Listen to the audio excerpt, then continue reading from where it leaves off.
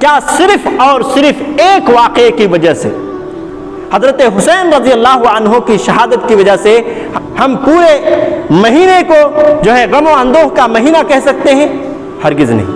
اگر ہم ایسا کہنے لگے تو یقین مانیے کوئی دن نہیں بچے گا اور کوئی ایک ایسا لمحہ نہیں بچے گا جس میں آپ کو غم منانے کا حکم نہ ہو، کیونکہ اللہ رب العالمین نے کم و بیش 1,24,000 انبیاء علیہم السلام اس دنیا میں مبعوث فرمائے، سب کی موت ہوئی۔ کیا ان کی موت ہمارے لیے غم و اندوہ کی بات نہیں ہے؟ کیا ان کی موت ہمارے لیے صدمے کی بات نہیں ہے؟ یقیناً آپ کا جواب ہوگا ہاں۔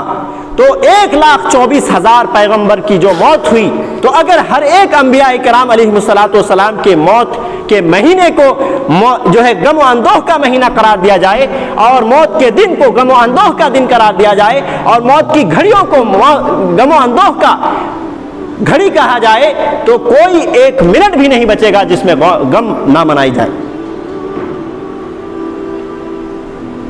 کیا صحابہ کرام رضوان اللہ علیہم اجمعین، جو ایک صحابے کی وجہ سے ایک مہینے کی کو منحوس سمجھا جا رہا ہے اور صدمے کا مہینہ قرار دیا جا رہا ہے، تو کیا دیگر صحابہ کرام کی شہادت نہیں ہوئی؟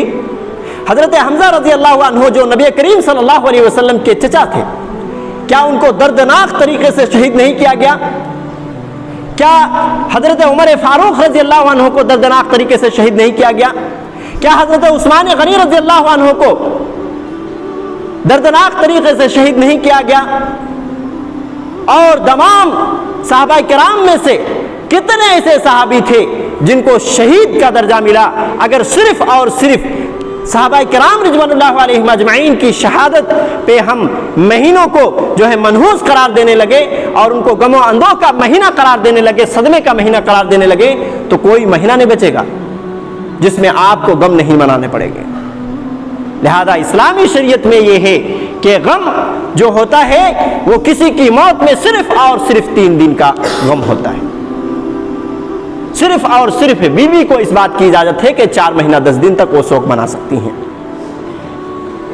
اور اگر یہ غم و اندوہ کو منانا، سوگ منانا جائز ہوتا تو دنیا میں سب سے مقدس روح، سب سے معزز شخصیت ہمارے آخری نبی جناب محمد رسول اللہ صلی اللہ علیہ وسلم کی تھی۔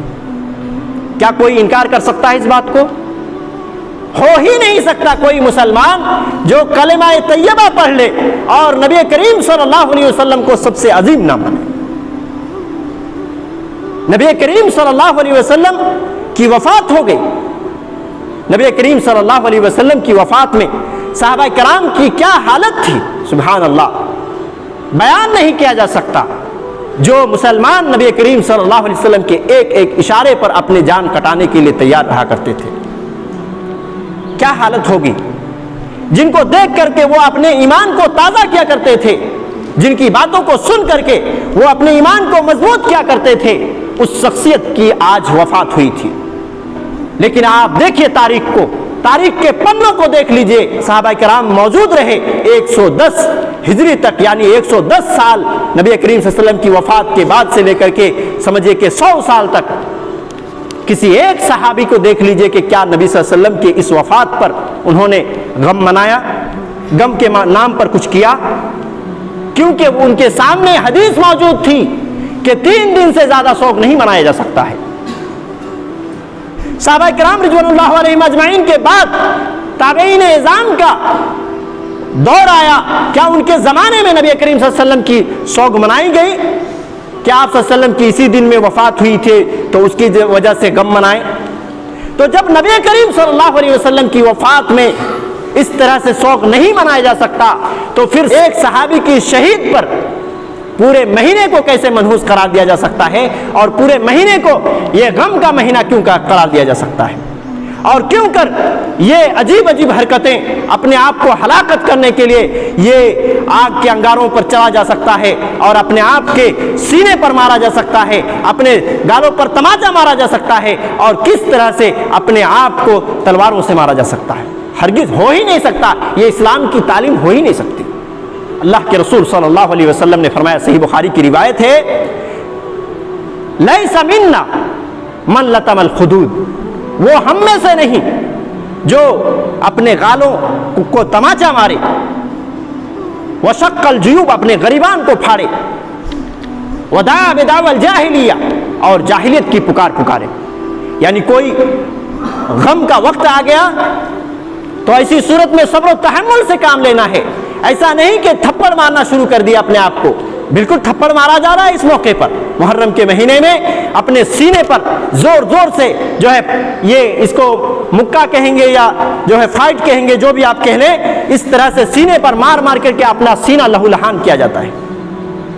تلواروں سے اپنے آپ کو اور دیگر اس طرح کے مضر چیزوں سے اپنے آپ کو مارا جاتا ہے۔ اللہ کے رسول صلی اللہ علیہ وسلم نے کہا لیس منا، وہ ہمارے طریقے پر نہیں، وہ ہم میں سے نہیں، من لطم الخدود، جو غم کے موقع پر اپنے جو ہے گالوں پر تماچا مارے، وشق الجیوب، اپنے غریبان پھاڑے، ودعا بدعوى الجاہلیہ، اور جاہلیت کی طرح پکار پکارے۔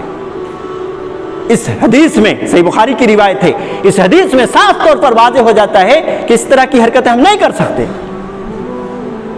اللہ رب العالمین سے دعا ہے کہ اللہ رب العالمین ہمیں صحیح سمجھ کی توفیق دے، صحیح اسلام پر قائم و دائم رکھے، اپنے کامن سینس جو اللہ رب العالمین نے عطا کیا ہے اس کو استعمال کرنے اور صحیح طور پر استعمال کرنے کی ہمیں توفیق دے، قرآن و سنت ہی کو ہمارے لیے جو ہے ذریعہ نجات بنائیں، اور اسی کے مطابق اللہ رب العالمین ہمیں چلنے کی توفیق دے۔